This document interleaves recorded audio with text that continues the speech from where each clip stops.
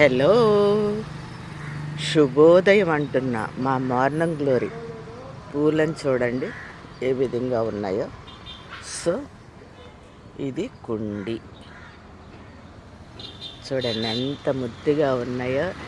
ఈ ఉదయకాలము ఇట్లా టెర్రస్ మీదకి వస్తే అబ్బా ఏదని ఎంత ఎంత సంతోషం అంటే, ఓ పక్కనే